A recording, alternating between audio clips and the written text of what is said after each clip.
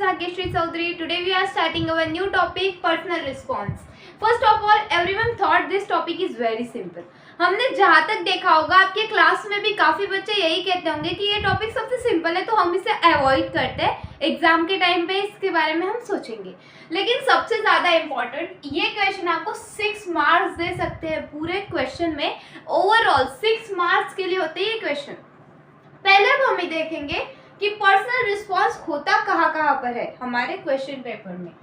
First question paper में हमारा जो सीन पैसेज होता है इस पर हमें एक पर्सनल रिस्पॉन्स होता है.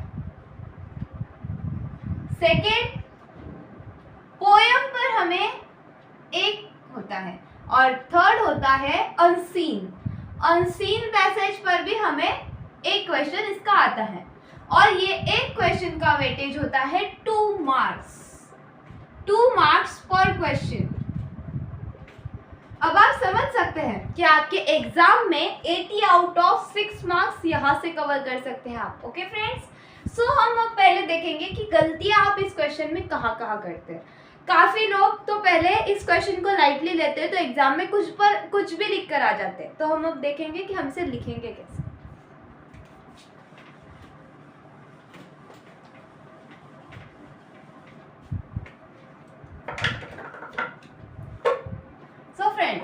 हमारा फर्स्ट टॉपिक होता है इसमें हमें जब भी पर्सनल रिस्पॉन्स लिखना होता है वो हमेशा सिंपल लैंग्वेज होनी चाहिए बट कैजुअल नहीं होनी चाहिए. हमारी लैंग्वेज का सिंपल होना जरूरी है बट बहुत कैजुअल नहीं यूज करने. डिफिकल्ट लेटर्स थोड़े बहुत डालने. एकदम कुछ भी आप डिफिकल्ट पूरा लिख रहे हो तो टीचर इस पर भरोसा नहीं करती. मोस्ट ऑफ द टीचर इसे कॉपी की तरह ट्रीट करेंगी. आपको सिंपल प्लस डिफिकल्ट लैंग्वेज थोड़ी सी यूज करनी है.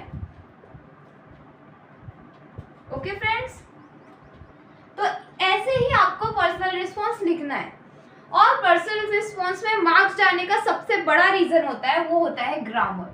ग्रामर के लिए अगर आपको कुछ भी चाहिए हो जैसे कि टेंसेस होते हैं जहाँ पर आप मोस्टली गलतियाँ करते हैं तो हमने उस पर पहले भी एक वीडियो बना रखी है तो मैं वो आपको डिस्क्रिप्शन में दे दूंगी. अब ग्रामर हो गया. अब ग्रामर में आप सेंटेंस बनाने के समय हमेशा गलती करते हैं तो आपको इससे अवॉइड करना है क्योंकि 2 में से हाफ या 1 मार्क्स तो आपका इसी वजह से चला जाता है. तो इस पर ध्यान दीजिएगा. सिंपल लैंग्वेज कीजिएगा और जब भी आप पर्सनल रिस्पॉन्स लिखेंगे सपोज मैंने एक पॉइंट लिखा he is my best friend या फिर he is my best friend.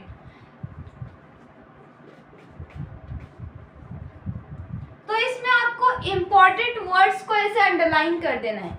वो क्या था, मेरा बेस्ट फ्रेंड था.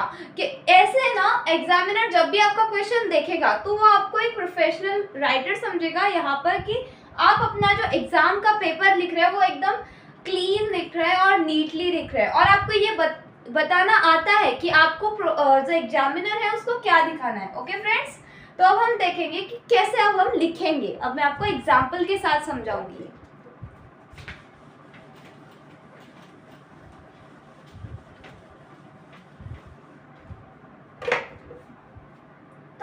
क्वेश्चन है डू यू लाइक एनिमल्स.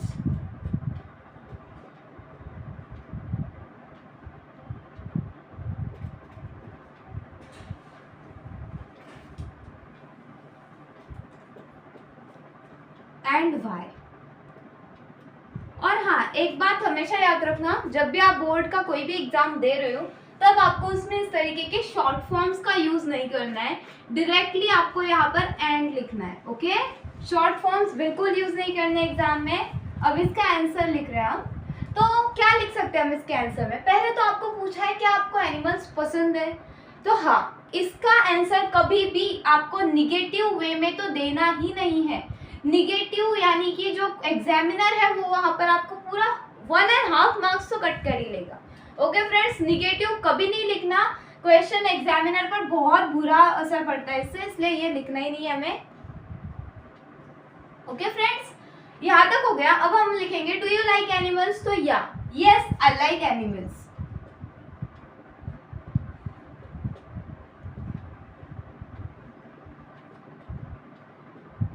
अब लिखिए कौन सा एनिमल आपको पसंद है. सपोज आपने लिख दिया my favourite animal is cat.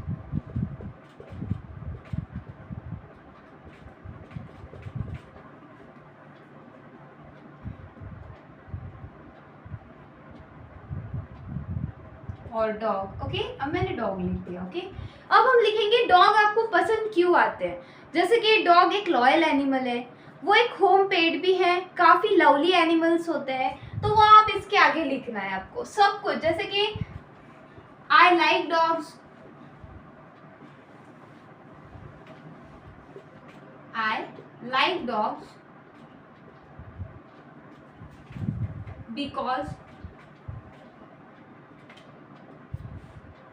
they are very loyal,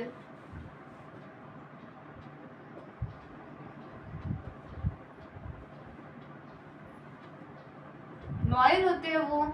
और आप इसके बारे में क्या लिख सकते हैं, डॉग्स तो लॉयल होते हैं, वेरी क्यूट होते हैं, कुछ लोग क्यूट लिखेंगे, कुछ लिखेंगे कि वो काफ़ी इमोशनली अटैच्ड होते हैं हमसे। हम ऐसा कुछ भी लिख सकते हैं इसमें। आपको इसे 4 से 5 लाइन तक एक पर्सनल रिस्पॉन्स आना चाहिए। 5 लाइन्स में आपको पूरा पर्सनल रिस्पॉन्स लिखना है फ्रेंड्स, ये याद रखना। ओके, सो ये हो गया एकदम simple example.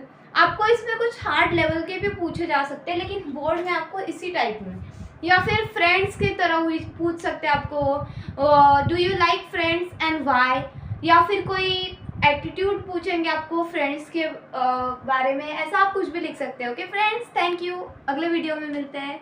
Like and subscribe my channel.